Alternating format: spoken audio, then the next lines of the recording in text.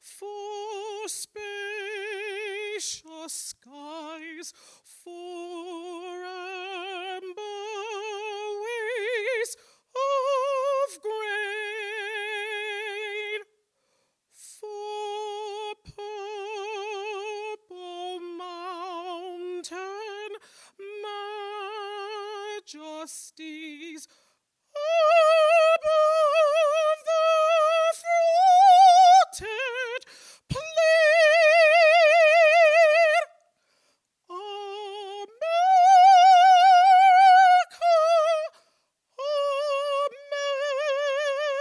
America, God shed his grace on thee, and crown thy good with brotherhood.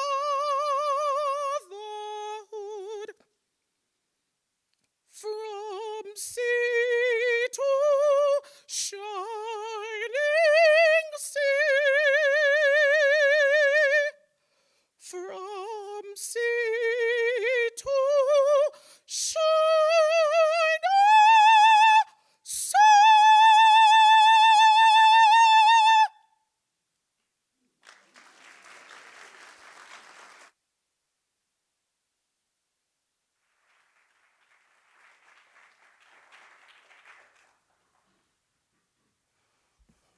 Good evening, everyone.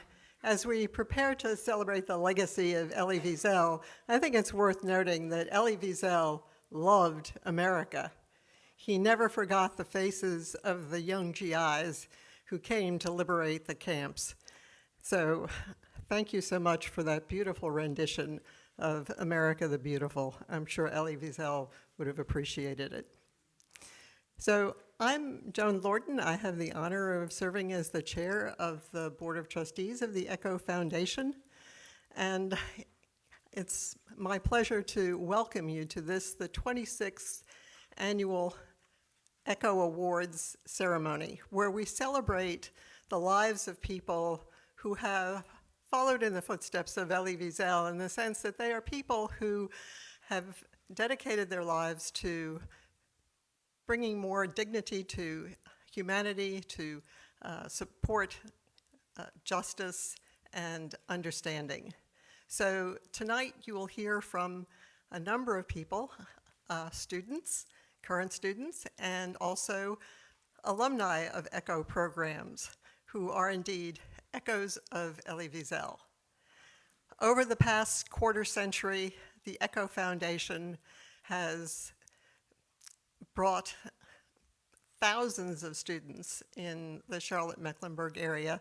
If you read the slides that were circulating as we found our seats, hundreds of thousands of students have been touched by the Echo Foundation through their programs that are unique in many ways. So it's the only program that I know of that brings Nobel laureates and noted humanitarians to Charlotte to meet face-to-face with high school students, answer their questions, and engage them in conversation.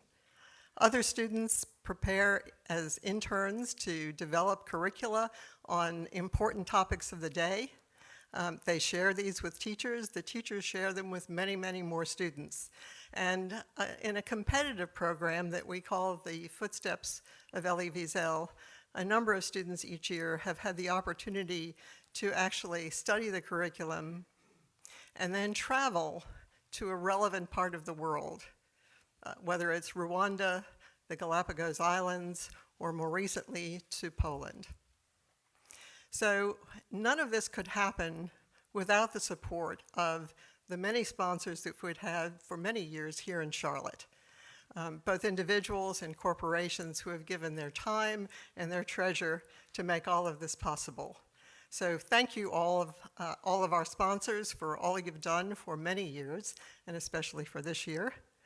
And I hope you'll enjoy the evening, but right now it's my honor to introduce the co-founder with Elie Wiesel and the president of the Echo Foundation and the heart and soul of the Echo Foundation, Stephanie Ansaldo. Stephanie?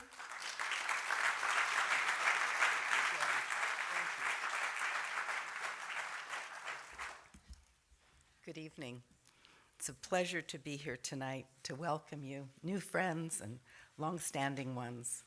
It's a privilege to serve as the president of the Echo Foundation.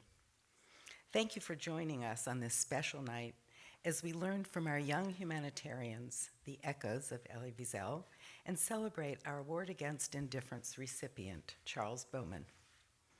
It's with great pleasure this evening that we welcome lifetime Echo Award Against Indifference recipients, individuals who have shaped Charlotte for many decades and who have challenged us to reach our highest ideals. Jim and Mary Lou Babb, Harvey Gantt, Sally Robinson, Tom Ross, and Bill Vandiver. Thank you for joining us tonight.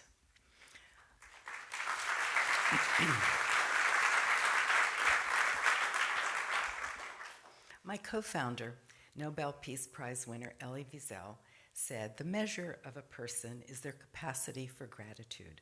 In that spirit, I extend my most sincere thanks to the people and companies whose vision helped create this night. My special thanks to Echo Chair Joan Lorden and my Board of Trustees, Gail Bryn Wilkins, Design Chair, and her remarkable committee of volunteers, Sally Robinson, who has taught me great lessons and whose love and friendship have been a guiding light since the beginning of Echo. To my amazing team at the Echo office, Ashley Karkob, Stacy Schonslin, and V. Osborne. And a personal thanks to my family here tonight for standing by my side, believing in Echo, and always only a telephone call away. Our theme tonight is reinventing diplomacy. But how do we do that? In these challenging times, in a world fraught with unspeakable anguish and heartbreak, we ask ourselves, what responsibility do we each bear to contribute to a better world? Echo's answer? We must invest in young people. They are the hope of tomorrow. They see the meadow with no fences. They bring about positive change that others believe to be impossible. As testament tonight, moderated by former Mayor Harvey Gantt, you'll hear from two extraordinary young women raised in Charlotte who, with their lives, have created a more just and humane world each day. In these turbulent times, we need Echo now more than ever. There are thousands of NGOs worldwide who dedicate themselves to fighting hunger, disease, violence, and who work to improve the human condition.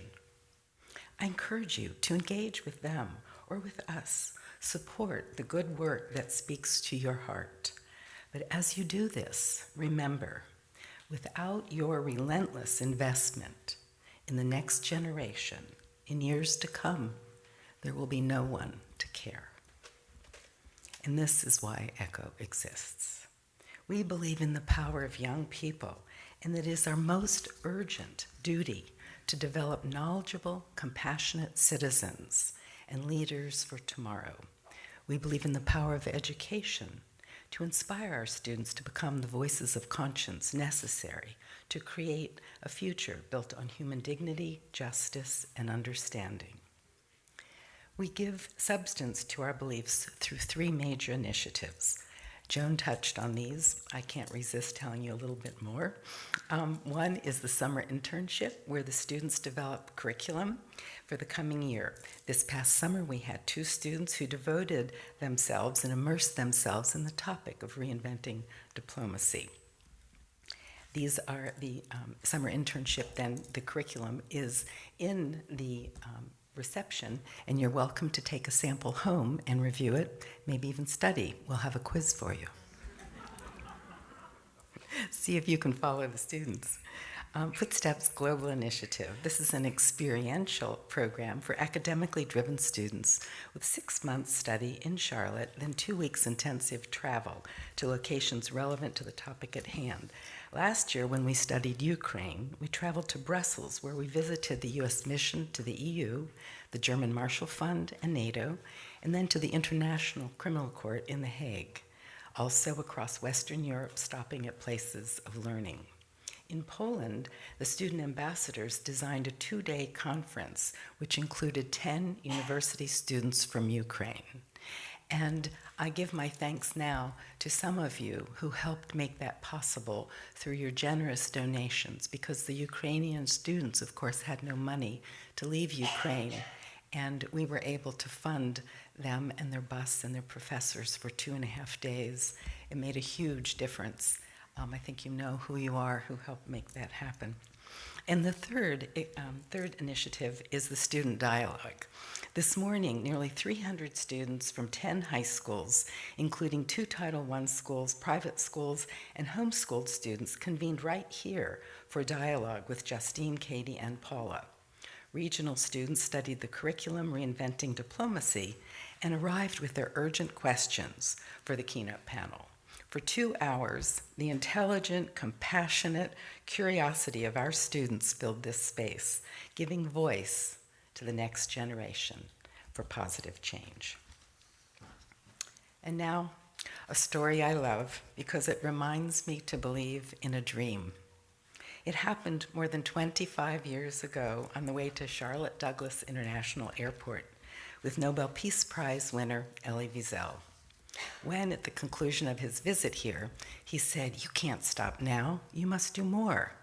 I've never seen a city like Charlotte embracing the issues of human dignity, justice, and moral courage. And your students, you must invest in them, for they are the future.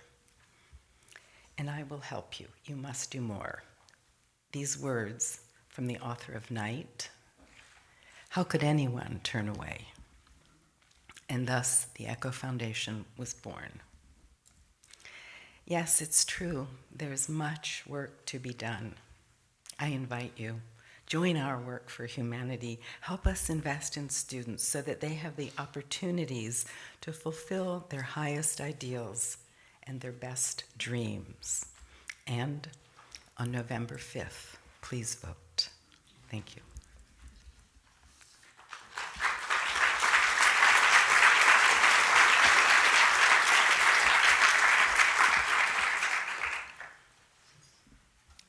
From time to time, there's a person whose devotion to Echo is quiet, powerful, creative, and ever-present.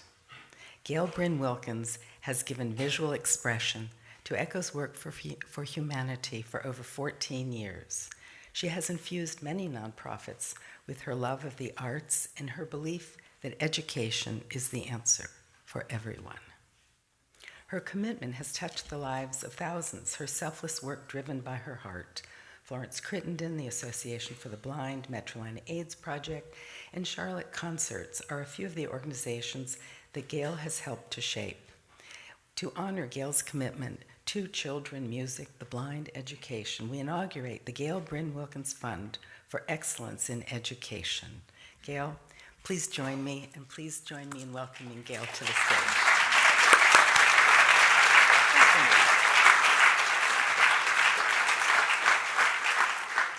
Good evening. My gratitude to my dear friend, Stephanie Ansaldo, CEO and President, and to her wonderful board of trustees. I am both humbled and honored. Honored to be a part of this organization for a long time. I have been a student with Echo during this time. I also would like to thank all of you. You have been the crust. You've been the ones who have made this organization work. Your dignity, your discipleship, your generosity, and so much more have made a difference in this community and across the world. Recently, I ran across a quote from George Bernard Shaw. It's succinct, short, but it just says it all. He said, "To live is to give." Does that sound like all of you? Yes. And then he went on to say, and I hope before I am gone, that I have been an example to others, especially to young people. Does that sound like Echo? And then he finished by saying, and I hope that I have made a difference. And that's what we're all about. And tonight we are going to hear stories of how Echo has made a difference. And we are also going to be given the chance to give so that we can live. Thank you. Wait a minute, Justine.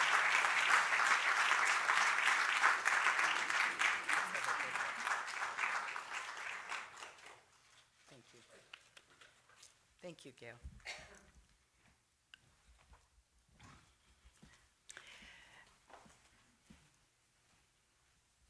Frequently, I'm asked, where are your students today? You've been doing this a long time. Are they out there in the world bringing about change? We sure would like to know. And fortunately, many of them keep in touch. And it's so wonderful to get a message. I'm doing this, I'm doing that. I'm in this part of the world, I'm somewhere else. And so from these questions, my board and I came up with the idea this year to invite students, no longer students, but maybe they're always lifelong learners, to come back to Charlotte and talk with us about the work that they're doing today, how they came to be from Charlotte to wherever they are, and enlighten us on the influence of Elie Wiesel and how Echo may have touched their lives. I'm sorry to tell you that one of our panelists has taken ill this afternoon, Justine Treadwell, and I think she's going to be okay, but she's not with us tonight. But I do want to say that Justine is a career diplomat, and Justine, more than anyone else, has helped develop the Footsteps Global Initiative program.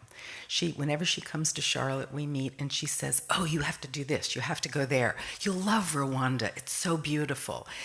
Go to the EU mission, that's where I used to work with the embassy there. And she has really inspired and shaped a lot of our work and made great connections for us. So I'm so sorry you can't meet her tonight. But she was here with the students this morning for 2 hours, and it's videotaped. So we hope that you'll get a taste of her thoughts when you watch that. Next, I'd like to introduce Katie Chamblee-Ryan. Katie is a trial attorney, civil rights work, and I asked for permission. Katie, you may come on stage now. Yes. Welcome. Thank you. I said, in your program, you'll see a bio of each of the students. And I said, well, you've done so much. I can't remember all that. Do you want me to read that? Or may I tell a story? And after some discussion about what the stories might be, I did get permission and a belief that they trust me. So Katie started as a student intern after her 9th grade year at Myers Park High School. And she did all kinds of things that, a 9th grader would do in an office, learning how to do those things. And gradually, I started seeing her writing. And I said, wow, Katie, you are really excellent at writing. And long story short, she became an intern every year after the 9th grade, the 10th grade, and the 12th grade. After the 11th grade, Katie wrote grant proposals and raised $60,000 for the Echo Foundation.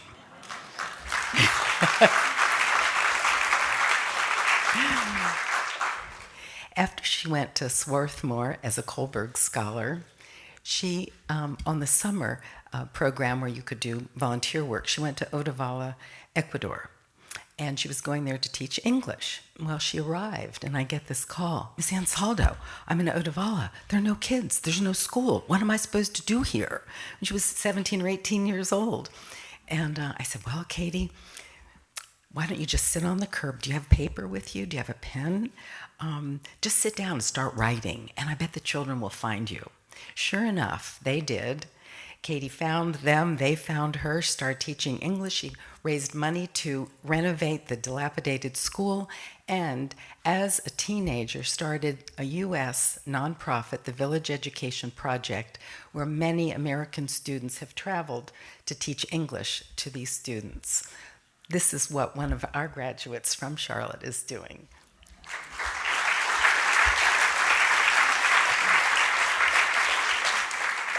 Paula Kweskin. Welcome. Thank you. Do you have any idea how exciting this night is for me with these amazing young women? Paula is a documentary filmmaker, and she too said that she trusted me, that the stories would be okay. When Paula came as an intern at Echo, it was after her freshman or sophomore year. And of course, in those days, we didn't have cell phones. And so when our guests, Nobel laureates and Elie Wiesel, would call me, they'd call on the office phone. Well, Paula knew that to speak to this amazing man was a huge honor and responsibility, and her drive to excellence really created this amazing energy. Miss Ansaldo, what do I say to him? If he calls, should I answer it? What shall I say? How fast shall I get you? Shall I put him on hold?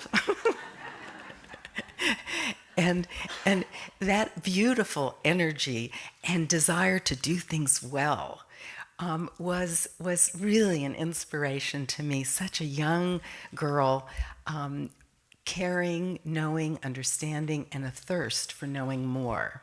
That was how I met you, Paula. Since that time, Paula went to Chapel Hill undergrad, studied Spanish in double major, and then decided she wanted to perfect her Spanish and went to Argentina for a year and came back and went to law school at Chapel Hill, ended up in Jerusalem at a law firm, and was assigned a film project. And I'm not sure this is exactly accurate, but my impression is that she fell in love with film more than the law. And so now she's a documentary filmmaker. She has testified before Congress, NATO, and the United Nations. And all of her films are about women's issues and justice. She'll tell you more about that. So with that introduction, I'd like to welcome Carter Payne. It's a pleasure, Carter, to invite you to join me and to introduce Harvey Gantt. Carter and his wife Anne have been friends and supporters of Echo since its inception. Please join me. Thank you. You look so handsome.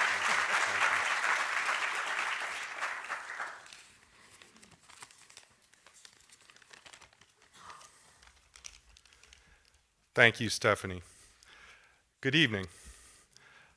On behalf of Echo, it is my privilege to introduce one of the Carolinas' most courageous political pioneers, as well as the Queen City's finest civic son. A man whose life illustrates seeking and communicating the truth and a drive for positive action. In 1963, he peacefully integrated what was then Clemson College as its first African-American student. Imagine for a moment arriving to university under escort with your lawyer, your pastor, and your father in tow. Forever undeterred, he went on to graduate with honors and later continued his studies at MIT, earning a master's degree. To our city's good fortune, he and his partner founded Gantt Huberman Architects in Charlotte in the early 1970s. His political career soon began in earnest, and it flourished. And in 1983, he was elected and would go on to serve consecutive terms as Charlotte's first African-American mayor. During his time in office and long after, he helped lead, build, and transform our city into the bustling metropolis we enjoy today. In 2009, in part to commemorate his life's achievements and countless contributions to our region, the Harvey B. Gantt Center for African American Arts and Culture was completed and dedicated in his honor. He and his wife, Cindy, have 4 children, and in October, they'll be celebrating 60 years of marriage.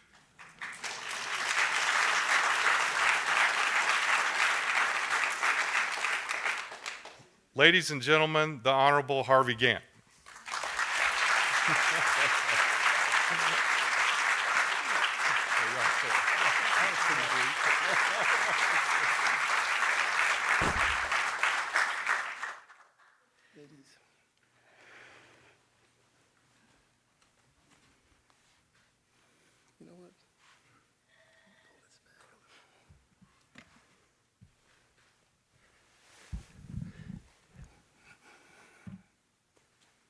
Takes an old guy a long time to get himself positioned.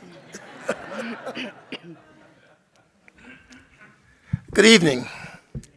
I'm delighted to be here and to be on this very distinguished panel. And I'm hoping that Justine will be fine and will do quite well. We intended to have 3 people here today. But I'm honored to be with these 2 young ladies because when I first read their resume and talked to them on the phone, I was saying to myself, my goodness, they are really smart, innovative, creative, and so much involved with the world is making the world a better place. And it's an honor for me to sit here and listen to you all have this conversation we're about to have.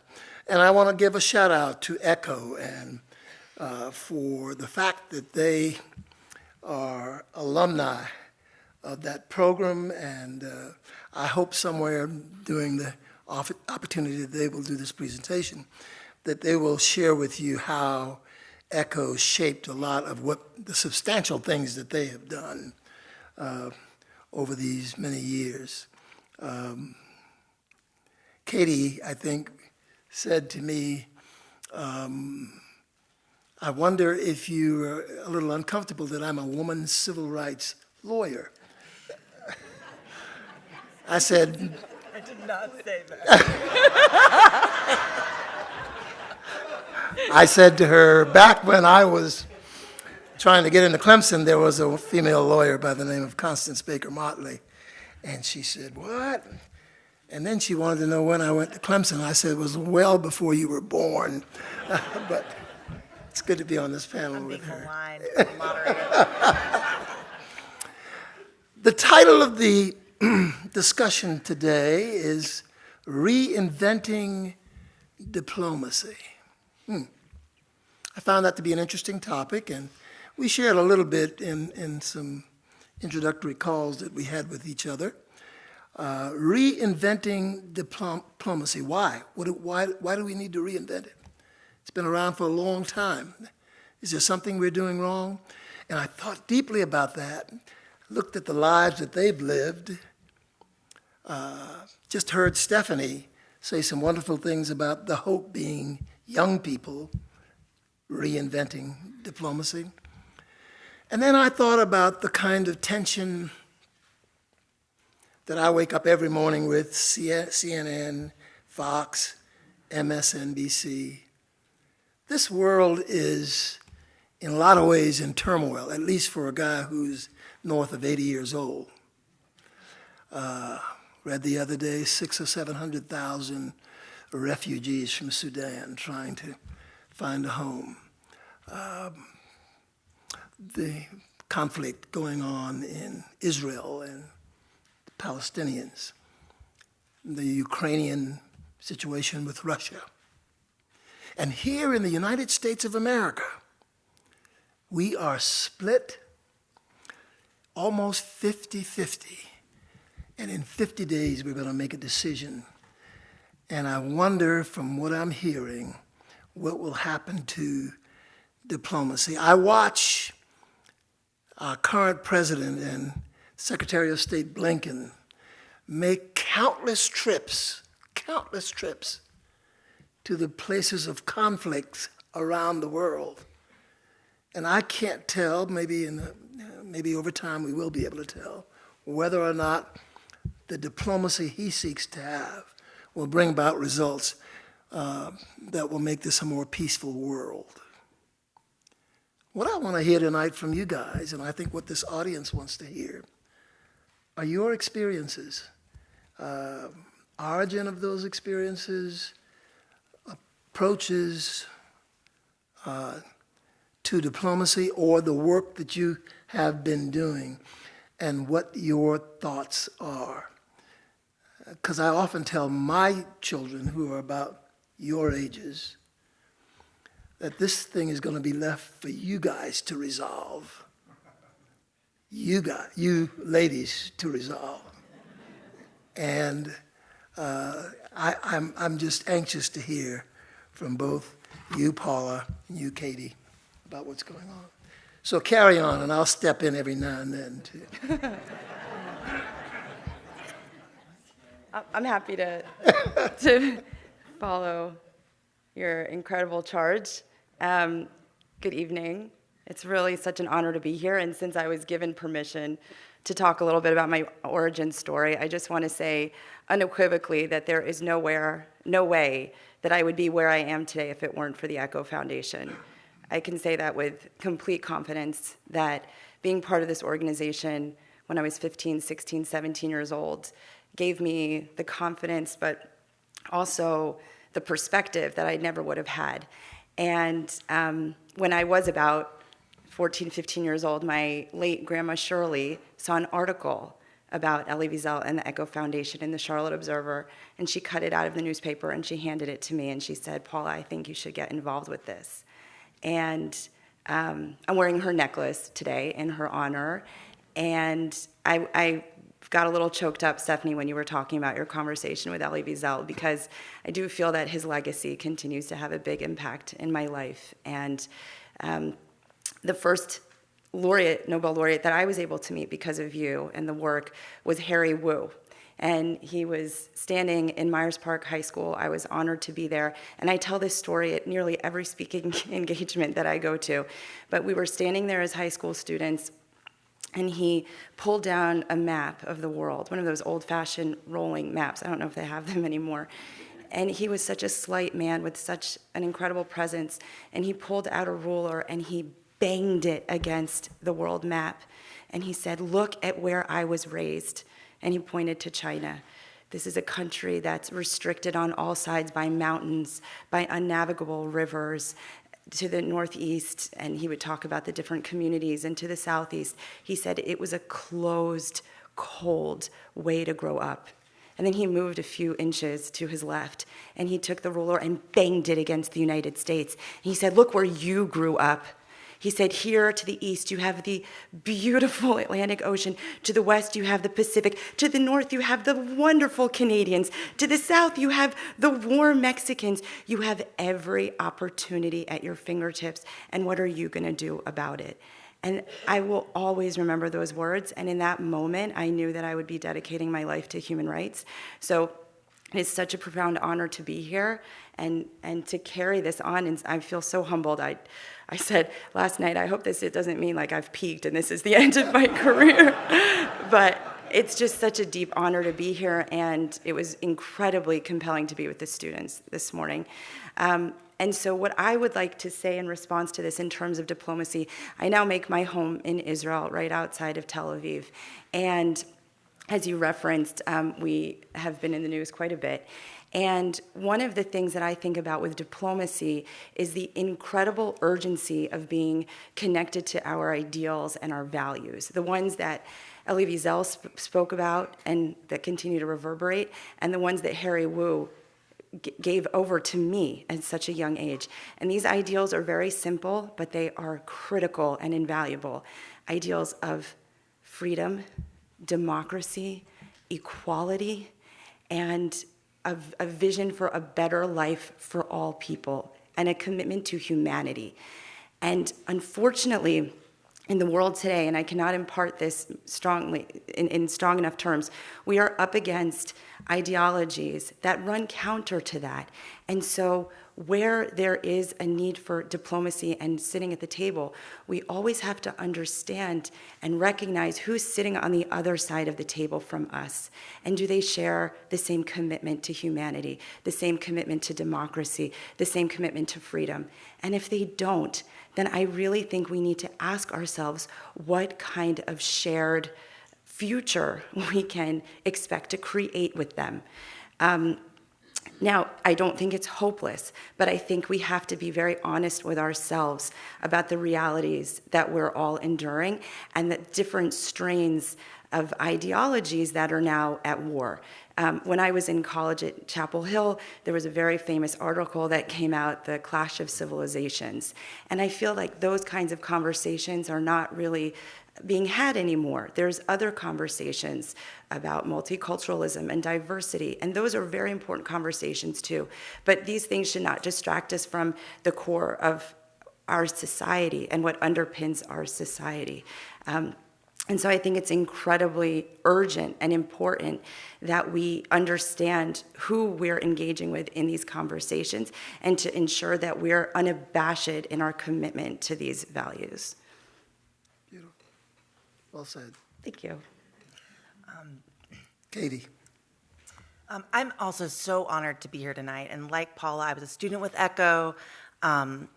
And I was so moved to see people come to Charlotte who had devoted their lives to making the world better than they found it. And I really had not thought about my career in those terms. I thought about it in terms of what I wanted and what I wanted to do and how I wanted to spend my time. And the guest that I remember most vividly was Jeffrey Sachs. And I was so blown away because he was just a normal person. And spending time with someone and just realizing this was just a guy who had made this his career and had improved the lives of so many people. And I really could not get that thought out of my head because I think seeing a living example of someone who does that, it made me constantly think about how to use the things that I was learning to push the ball forward for the values that I cared about. And I'm now a civil rights lawyer, so I've been practicing civil rights law for about 12 years now. I'm at the Department of Justice in the Civil Rights Division. Mandatory disclaimer that I do not speak for the United States government. Not today. But it's been such a privilege to be able to do this work, and I found that if I followed other people who just sort of compelled me forward rather than just kind of think about my own career ladder, it has always been a wonderful guide. And I think what Echo's done is really brought these people in front of students to show them a living example of how you can actually make a path and bring a moral dimension to the work that you do. And in terms of your question, I think there are a lot of enormous challenges, and I definitely have days where I'm really down about it. And I think everyone I know, and I shared this with the students today, everyone I know who works in public service or who's a change maker, and I'm sure you as mayor of Charlotte, I think no matter how much power you amass and how many things you appear to be doing, you wonder whether you're actually moving the ball forward at all and whether you're really making a difference. When I started my career, I represented people on death row in Georgia and Alabama, and we had some incredible experiences. One of them was that I represented a man who had intellectual disability. He was a black man who, when he was a teenager, was convicted and sentenced to death for the murder of a white woman.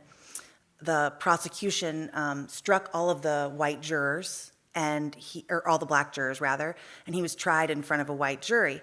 Now, in their notes, the prosecutor had actually highlighted all the black jurors in green, and they'd written B next to them. And there was a note that said, if it comes down to having to pick a black juror, this one might be okay. And yet they argued that this was not racial discrimination. Now, you're not allowed to do that, to strike all the jurors because they're black and try someone before an all-white jury. And so I had the distinction of writing a cert petition, which is a request for the court to hear your case, to the Georgia Supreme Court, and I lost that. They found it had no arguable merit, and so we brought it to the U.S. Supreme Court, who found it had quite a bit of merit, and in a 7-1 opinion, we won that case. And when I remember, we'll never forget walking back onto death row, and in Georgia, all of the men on death row will wait for their lawyers in just one room, and all of them standing up and applauding for us. But shortly after that, we were having conversations with our client about taking a plea to a life sentence so that he wouldn't get sentenced to death again. And that was really, really sad, because this is somebody who had done something truly terrible, but when he was a very young man, had grown up in shocking conditions, and whose life was so challenging that when I wrote the first briefs in his case, I mean, I'm dead inside now, but I found it difficult to describe what he'd been through. And now I've done that over and over again for many people. And so, I found it really challenging to kind of believe in the change of the work. And then I went on to sort of address more systemic issues, and now I work on, for police department, I work on behalf of the United States government to address police departments where there's a pattern or practice of unconstitutional conduct. But there's so much optimism if we look at where we are from a historical perspective. And so I'll just share one small story about that that I think of a lot. So my husband his family is from Poland, and his grandmother is a wonderful person who grew up in Warsaw during the Holocaust. And her father was actually a train conductor who gave food to Jews who were in the ghetto there. And he was arrested and then murdered in Auschwitz for that. In Poland, the penalty for helping any Jewish person was death. And then her family, she and her mother, continued to hide Jewish people in their home. They had 8 Jewish people hiding in their home throughout the war. And they survived. They were actually sent to concentration camps themselves, and the Jewish people kept hiding in their home while they were gone, and they all survived the war.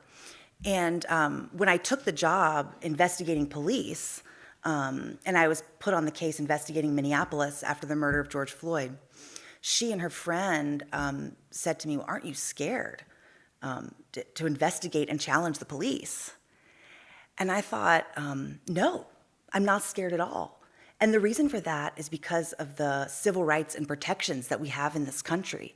It is truly amazing that without any fear, I can investigate the police. I can get in a police car with an officer who knows I'm investigating their department and will drive me around and let me watch what he does without any fear of retribution because of the protections that our Constitution provides.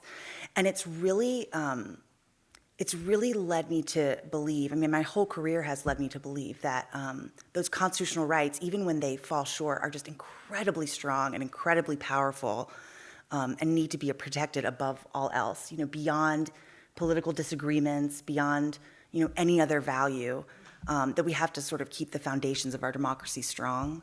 And I think the fact that those exist here in this country always give me a lot of hope that we have room to move forward, because we have the architecture to make a better world here. But how do you totally eliminate the fear out there that motivates a lot of what we do? I'll give you an example of that. I was reading an article on the rise of authoritarian government around the world. And the fact that lots of people just want to be left alone. If they can have a job, they can afford to buy a loaf of bread, if they can send their kids to a reasonable school, they really don't care about anything else happening around them. And authoritarianists do well to get into office and continue to take more control of their lives. You're talking about our Constitution and the wonderful things that have been planted there and how much those freedoms protect us. But they also, there's another side to that, where people just don't want to be bothered. They just want to be left alone. They don't want to get into some situation such as a war and losing their children and whatever. And so they want somebody strong that can protect them. And they fear outside interventions that will turn their lives upside down. And that ultimately, I think, can breed a certain kind of indifference that can be very damaging and affect the ability to, for us to talk to each other. Because I think, a new kind of diplomacy is a personal diplomacy that says, I can talk to you, and we can work out our problems, and we can see how we can move everybody forward in an atmosphere of freedom. And that's not always the case. Does that make sense to you, what I'm saying? Yeah, I think so. Well, I think what I'm hearing is a concern for the rise of authoritarianism around the world. And how it affects, I think, diplomacy and tolerance and, people who have a view of, well, let's put it this way, leaders who take advantage of fear, F-E-A-R, fear. Mm-hmm. And they know that the natural human instinct is, I'm not going to worry too much about John 3 doors down if I'm protected and I'm okay. And then soon John's not 3 doors down, John is right in your front yard. Right. Simply because you are turning a blind eye to what's going on because of authoritarianism. So I'm sure that happens, but I'm going to talk about people for whom that's not the experience, because I think you're absolutely right. There is a rise in authoritarianism, but I think that there's also many more strands and movements of protest that we're not aware of, which I'd like to shine a light on. As Stephanie mentioned, I founded and run an organization called the 49%, which is a women's rights organization dedicated to telling the world's most urgent women's rights stories, and we do that using film and media. And excuse me, a lot of the women that we work with are in very repressive regimes, and I've had the pleasure and really the honor to work with women in many parts of the world. And most recently, I've done a lot of work in Afghanistan and with women in Afghanistan. And I think that whereas there are folks that are just keeping their head down, we have so much to learn from the stories of Afghan women whose bravery is truly astonishing. After the Taliban came back to power, one of the first things they did was eradicate rights for women. And these were rights that women had enjoyed for 20 years, ever since the United States and other world powers were part of the governing bodies there. And girls past the age of grade 6 were not allowed to go to school and still are not allowed to go to school. 2 weeks ago, there was another directive that said that women cannot be seen with their faces shown in public. And so now women have to walk around with a full burqa. They're not allowed to look or talk to men. Then there's Iran, which is next door. And the IRGC is the International Revolutionary Guard there. I like to make a distinction between Iran and the people of Iran and the leadership of Iran, which is very important. And so the leadership of Iran right now is, I don't have enough words to describe them, but probably one of the worst actors in our world today, and the actors that we should be the most concerned with. They're not representative of the people, and throughout the last many decades, there have been time and time and time again popular uprisings of individuals who have bravely fought for their human rights and dignity. Most recently, 2 years ago with Gina Mahsa Amini, who was a young woman who was brutally murdered for not wearing her headscarf appropriately. And that set off protests throughout Iran and actually throughout the world. And so I do believe that there are incredible strands of protest movements that are happening all the time. Like I said, I work with women in Afghanistan who we're constantly trying to connect them with the outside world. There's underground schools that are taking place. There's tech companies that are trying to connect with Afghan women via Zoom. And of course, every woman that's involved with this is risking her life in terms of the diaspora, the Iranian diaspora, and what they're trying to do to support the protest movements. I think that in every single country, right now in Venezuela, there's incredible heroism and courage that we're seeing as the dictator has now won, allegedly, the election, which we know was false. And so we do see these strands, and I think it's up to us and deeply essential that we continue to highlight and support these movements. And I think that's the charge of our generation.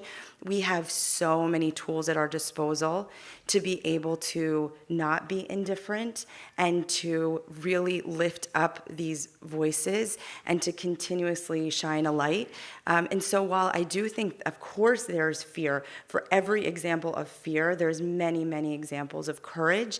And because we are so privileged to live in free societies, we constantly need to be reaching out and holding the hands of those who are seeking for change in these places. Although I will say, I've had the same experience as Paula here in the United States, because one thing about our constitutional rights is that democracy is do-it-yourself.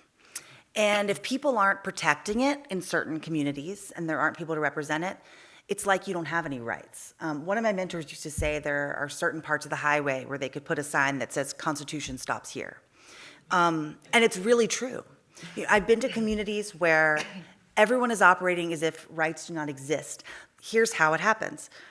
Somebody with power, maybe a police department or a prosecutor's office or someone else in the government, starts doing something they shouldn't be doing. But maybe you have a town of people who are poor, don't have access to any lawyers. So who's going to raise it? What court's going to hear it? And if you go to court, you might have an elected judge. In some parts of our country, judges do not even have to have law degrees. So this might just be an elected person who's close friends with the people in power who are abusing that power. And it's able to continue on and on and on, things that you would not believe are happening. People left in jail because someone forgot to let them out after their charges were dismissed. I've seen that many times in my career. And yet I've seen a lot of people standing up for themselves in really incredible ways. And there was one really heroic woman that I had the privilege of working with. This is someone, she's one of the most financially poor people I had ever represented. When I went to her home, it's empty, mattress on the floor, no electricity, and she lives in New Orleans. The New Orleans district attorney, at one point, Leon Canizero and his office, decided that they would like more access to witnesses for the prosecution. Now, there is a way to do this in the law, but you have to file a motion in the court. And of course, then the defense would know who it was you were trying to talk to so badly. And they might be able to ask whether they talked to you or not and what they said. Now, that's not always so great for the prosecutor's side because then you get to ask if they said something maybe that didn't quite help the state's case. So what they did is they started using these fake subpoenas, a piece of paper that they printed out. They wrote subpoena on the top. They said, this orders you to come to the DA's office for an interview with me on threat of jail. They were completely made up. This went on for decades before an investigative journalist unearthed it. And then we brought a lawsuit. And one of my clients was this woman named Miss Bayham, who was just extremely poor and had gotten one of these fake subpoenas. Now, as the case went on, I had lots and lots of clients in the case, and several of them settled as the case went on because a plaintiff in a lawsuit has to go through a lot. And these are people without any slack in the system, but they have to appear, on a random day for an 8-hour deposition. I mean, think what a pain that would be for you. I mean, I've had a client in another case appear for an 8-hour deposition who has incredible chronic pain and severe diabetes, requiring dialysis, and yet she was able to sit for this. So it takes real heroism. But no matter how many demands they made of Miss Bayham, $10,000, $20,000, $30,000, I mean, money that was probably unimaginable to her. She probably never had that much at one time in her life. She kept turning it down. She would not take it until they agreed to reforms, a settlement that included reforms. And if she can be that selfless and brave, I think we all can. the place I have seen the most apathy isn't usually in the people who've suffered abuses. A lot of times it's people who are comfortable but really busy in their lives and going from one thing to another. And I really understand that. As a mom, like I feel like I don't have any time to think half the time.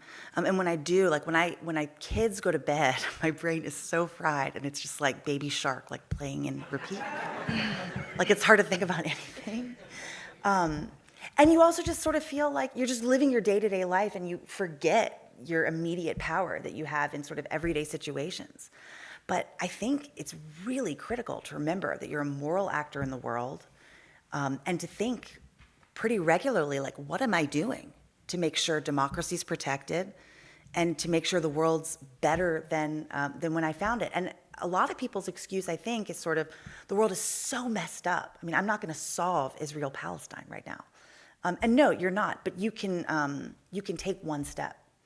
And I think sort of thinking about it in that incremental way is really helpful. So the other day I made some get out the vote calls during my son's nap. But I hope everyone will sort of think like that you know, any contribution you can make is really valuable and really critical. And everyone has a role to play. Beautiful. I don't know why a back fence came into my mind. And personal diplomacy is on my mind. I see a citizen go down before the school board and argue that their child is being hurt by the teaching of critical race theory. But I don't see enough people trying to get with that parent who have a differing view and see whether we can't work out some understanding, whether we can be diplomatic with each other, but share our feelings. Diplomacy, the highest level of it is your ability to go in and share the values and the feelings of your country, your nation, your neighborhood. But you also have to be good at listening to the opposing view. And what we don't have enough of are conversations across the back fence with a neighbor who might have a differing view. Why? Because there's fear. Again, I keep bringing that up. Fear keeps us from trying to be diplomatic, trying to find out what bugs them, what causes them to take the position they take, and being open to the fact that they might ask why you are taking the position you're taking, and then trying to work towards some kind of solution. I'm hoping we can raise more of our kids to be willing to listen, when they see wrong, to speak out against it, not be paralyzed by fear, but also be willing to hear the other side. You get to do it in a courtroom with a judge, and you present your case the best way you can. You get to do it by your documentaries, and you're working with the 49% Project and trying to open people's eyes to it, but being willing to hear the other side and then argue for what you think is right. I see a lot of people moving, so it tells me that. Is there any final thing that you want to say to this audience? I don't want to say a final thing. I have a lot more to say. They're telling us we were out of town. Oh, wow, that was quick. I think I heard something very powerful the other day, which was that some of the most egregious actors in the world right now, Russia, Iran, North Korea, what have you, they're thinking in empires. They're thinking in centuries. And here in the United States, and probably even in France and England, we're thinking in election cycles. And I think that's to our detriment. There's this emphasis on quick, instant gratification. There's an emphasis on getting ahead very quickly, or until, to beat out the other guy for the next race, for the next opportunity. And I'm just wondering if that's something that is holding us back as a society, in the most basic terms, in our families, in our communities, in our cities, but also I'm very concerned of how that's impacting us on the global stage. And I think if there is one thing, there's many things, I love what you said, that we can take away, it's what is the long view? What is the future view? How are we all working together to imagine a future where our values and our traditions continue to be forefront in the world? And so I love that you brought up the idea of fear, because we don't have time for that. We don't have the luxury of fear. We don't have the luxury of indifference. The problems of our world are too urgent, and we have too much privilege and opportunity to let that stop us. So I would charge all of us that regardless of who we're voting for in this election cycle, we need to think about how we want the United States, how we want the Western world, how we want democracy to exist beyond the 21st century. That's the way that we should be thinking and making choices and innovating continuously. Thank you.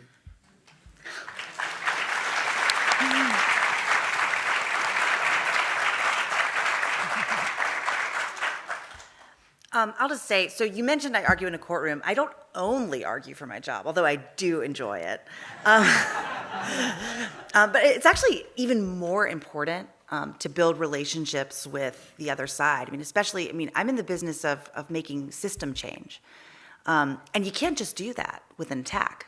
You have to actually get people to be willing to invest in changing their systems. And what I've been really heartened by is, not in all situations, but in a lot of situations, and it's certainly with most people that you meet.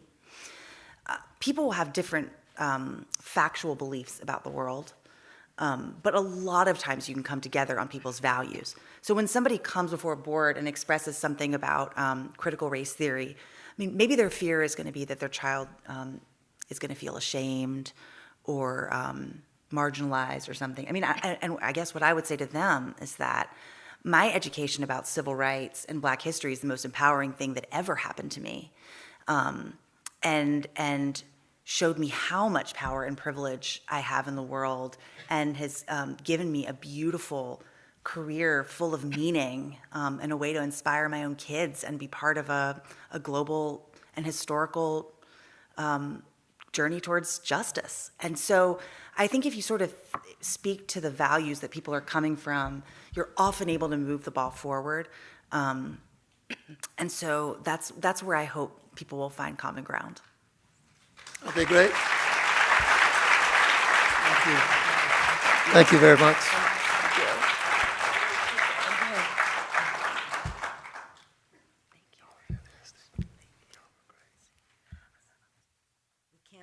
We can't let you leave without a thank you. What an outstanding opportunity you have given to us by coming here and speaking with us. I think we all are very inspired and would love to hear a lot more. So just keep doing the good work you're doing. Paula, thank you.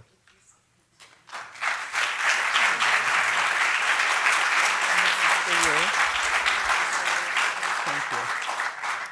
Katie, thank you so much. This is for you. Of course, thank you.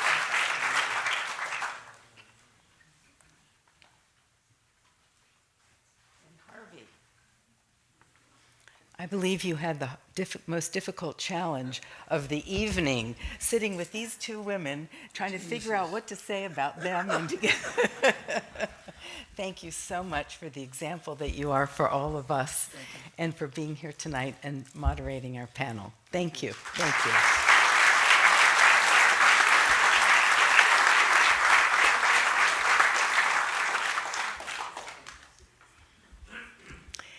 It's my pleasure to introduce Tom Scrivener. Born in Philadelphia, Tom is the Chief Operations Executive, for Bank of America. After majoring in accounting at UC Santa Barbara, Tom has worn many hats, nearly all of them jobs which include problem solving at every level. He was employed by Deloitte, and a major part and played a major part in solving the challenges presented by Enron. Excuse me.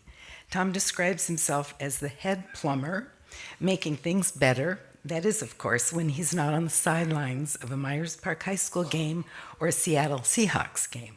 At those times, he becomes the world's best chant leader. Tom lives in Charlotte with his wife, Natasha, and 4 teenage children. He is the M in Myers Park. He is the S in Seattle Seahawks. Please welcome Tom Scrivener. Thank you so much. That's awesome. How does she know me so well in such a short period of time? Very impressive. So thank you. So first of all, I am unbelievably honored to be on the stage. Katie and Paula, that was amazing. Obviously, Mr. Harvey Gantt, amazing. So can we please have another round of applause for these two people?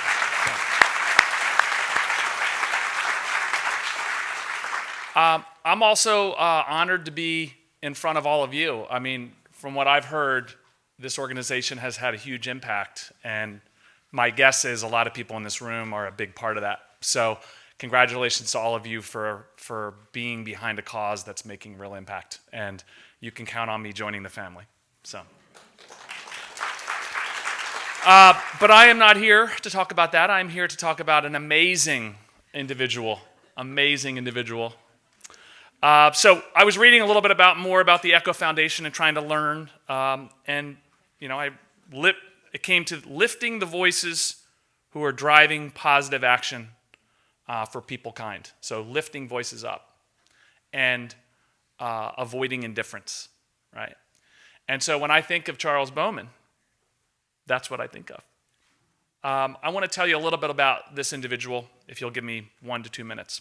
First of all, there's one word that comes to mind with Charles, and that is the word selfless, without question, selfless. For those of you who don't know, his wife is in the crowd, who is a pastor. And this is the one family in America where they actually have to compete for who is more selfless.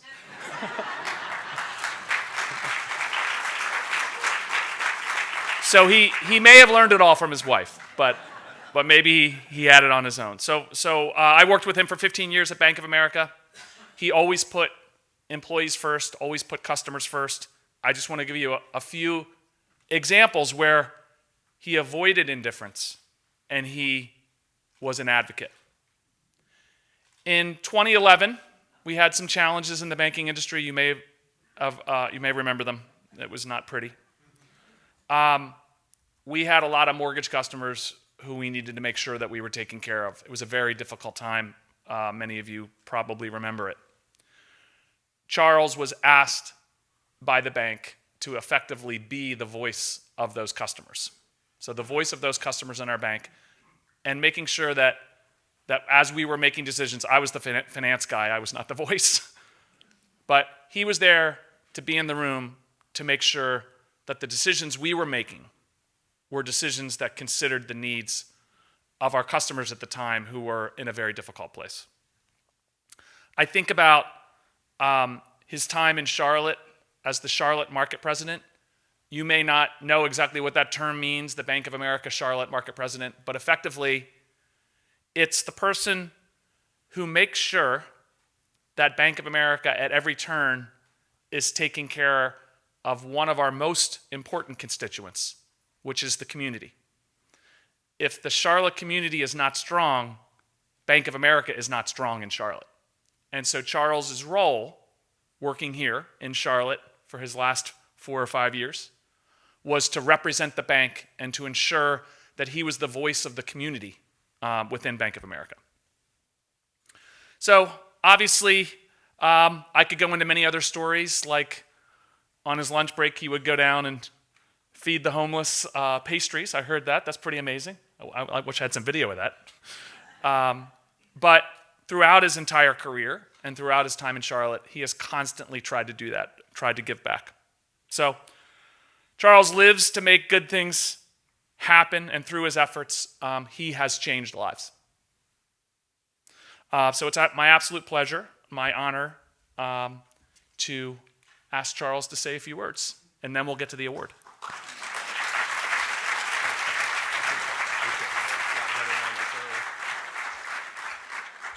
Only one correction, Tom. It was 14 years, not 4. But who's counting them anyway? But thank you, Tom. And thank you to the Echo Foundation for not only this award, but for experiencing a lovely evening here, which I know we're all going to continue to have. I also want to thank all the, I didn't get here by accident. Had a lot of shoulders that I stood on throughout the years with a lot of teammates. And I feel like this award is really more theirs than it is mine. But I'm happy to accept it on their behalf. And then Tom referenced my wife, Mary, and I will say he was pretty accurate on that one.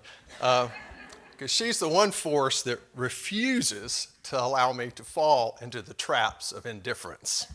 I get the tap on the knee or sometimes the bat across the head, but she's the one that keeps our family on the right track. I'm really a little more than surprised about this award because many of the past recipients are really my heroes. They're the people I have admired most. Some of you are in the audience throughout my lifetime here in Charlotte. They're the ones who've inspired me.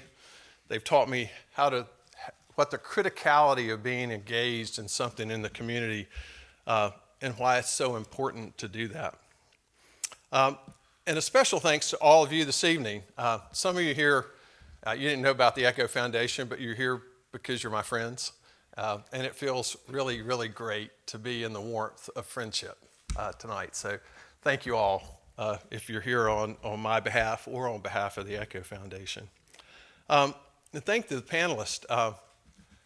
I feel better about the world after hearing you guys. I really do. So thank you for that. A quick and short story. A week ago, and some of you were present at another event just a little over a week ago, and I heard a young woman give a very personal story. She was a young Latino woman born in Puerto Rico. She'd come to New England to go to college, and she'd ultimately found her way to Charlotte, North Carolina. But she said that in telling her story, that despite there being 170,000 people like her in Charlotte, and the largest growing demographic in Charlotte, that she did not feel seen. She did not feel seen. She felt overlooked and powerless in the structure of Charlotte. That struck a chord with me that night because I had just started the most recent David Brooks book on how to know a person, subtitled The Art of Seeing Others Deeply and Being Deeply Seen. So Brooks takes the entire book. You should read it. It's really an interesting critique of himself in many ways.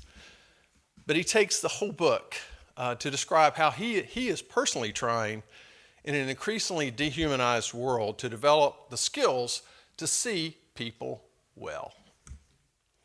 And Gail, you mentioned George Bernard Shaw, and in the first few pages of the book, Brooks mentions George Bernard Shaw saying, "The worst sin towards our fellow creatures is not to hate them, but to be indifferent to them.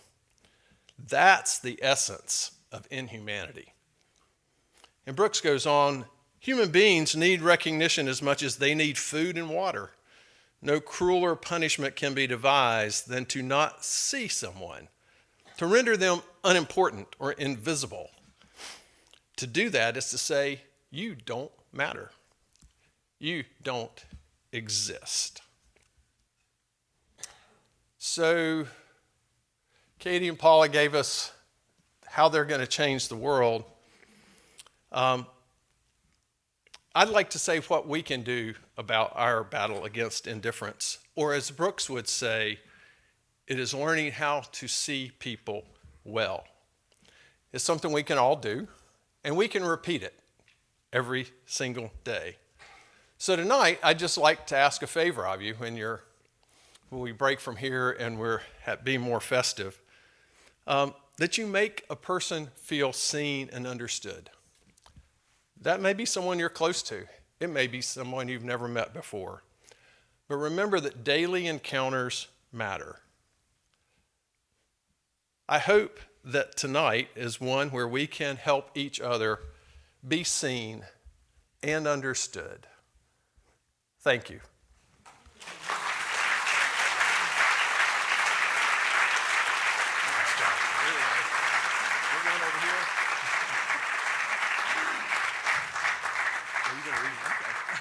Now for the fun part, we're gonna read this. The Echo Foundation honors a member of the Charlotte-Mecklenburg community who personifies the organization's dedication to promoting human dignity, justice, and moral courage through positive, effective action for humankind. This extraordinary individual lives his commitment to better the human condition by working always with an eye towards peace, a heart filled with compassion, and a voice against indifference. He works without concern for personal gain or comfort, often in situations involving risk, in order to remind our community of its highest ideals. From this person, we may learn a better way to create a community that honors and includes us all. Congrats, man.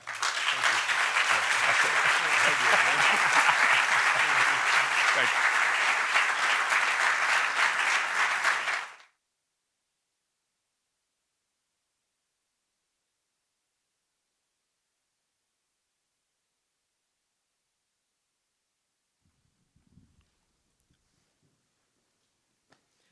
In spite of despair, hope must exist. In spite of suffering, humanity must prevail. And in spite of all the differences in the world, the worst enemy, the worst peril is indifference. My name is Ashir Sura, and I am an echo for hope. Human life has meaning only to the degree that it is lived in service to others. One's own self-worth is tied to the worth of the community to which one belongs, which is intimately connected with humanity in general. Justice is the first condition of humanity. My name is Amelia Amadio, and I am an echo for justice. Have a vision for where you will go and what you want to see this world become. Pay attention, study hard, and try to do something that makes a difference. You can change the things you don't like if you understand and have courage enough to do it. My name is Owen Moore, and I am an echo for making a difference. There is no lasting peace without justice, yet justice is not negotiable. Let us have the courage to tell the truth, to remember and commemorate. So what can we do? What can you do? I am Mary Sofianos, and I am an echo for action. When one person is a victim of injustice anywhere, we can never choose silence. How can I be human in my own eyes and not be sensitive to the needs of others? The opposite of love is not hate, it is indifference. My name is Alex Fleishley, and I am an echo for humanity. For what are you an echo?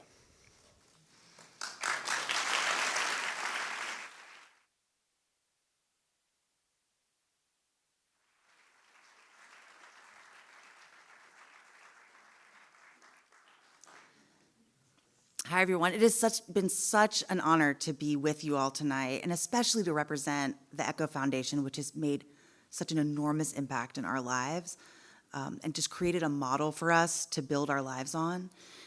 Right now, we invite you to take a moment to enjoy some music and fill out the pledge cards in your programs. We hope you'll give generously to reflect the incredible impression that Echo's made on our community and the legacy of the work that Stephanie Ansaldo has been doing for more than 25 years to inspire students. And we can't wait to see what the next generation of students that are here tonight will become through those efforts.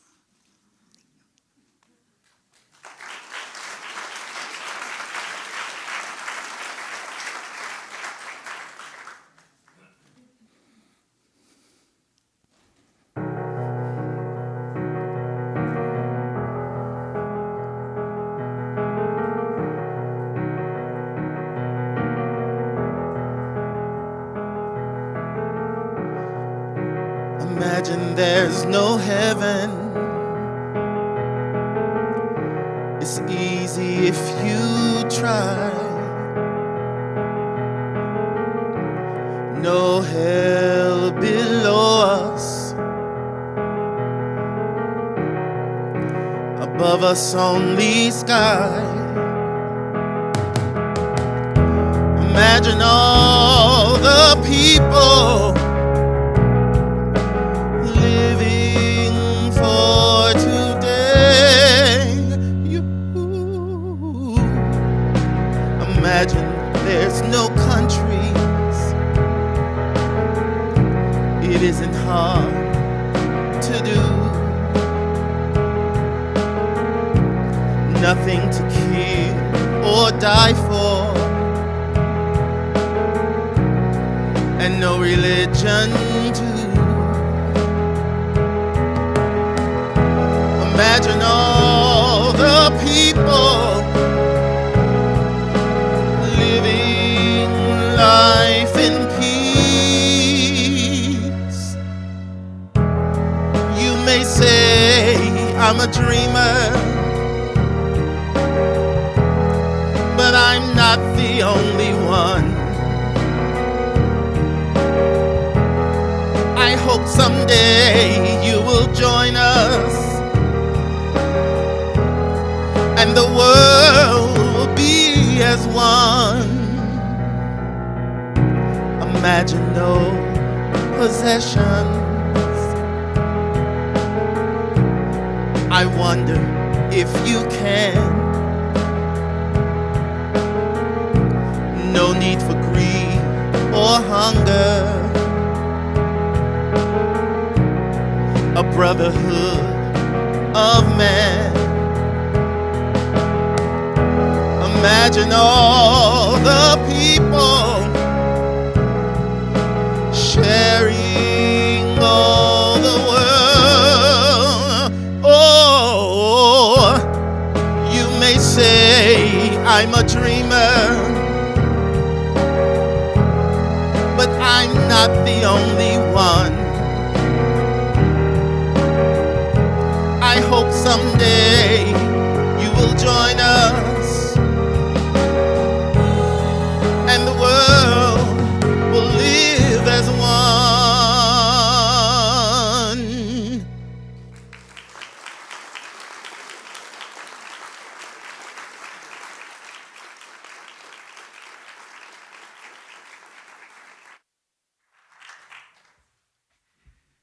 Good evening. My name is Bojan Čukić. I am the Dean of the College of Computing and Informatics at UNC Charlotte, and I'm also proud to be a trustee of the Echo Foundation.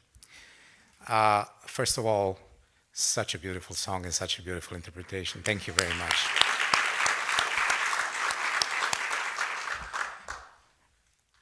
I think you're all a little afraid that, as every other professor, you're now exposed to 45 minutes of talk, and Stephanie gave me a minute, so I'll try to wrap it up in a minute. If you're anything like me, you probably feel inspired. Inspired because we can imagine the world in which dignity is essential to everything, in which humanity and humanitarian work are something that we all aspire to, and that's also central to our world. And also the world in which personal diplomacy is something that we should all strive to and be good at. With that being said, I know that most of us will return to our homes, and at some point there will be one of those political commercials that will make us feel possibly more inspired to do what we intend to do and not distracted by that. With all of that, I invite all of you to join us at the gala reception at the Beckler Museum, where we will continue the party. Thank you very much.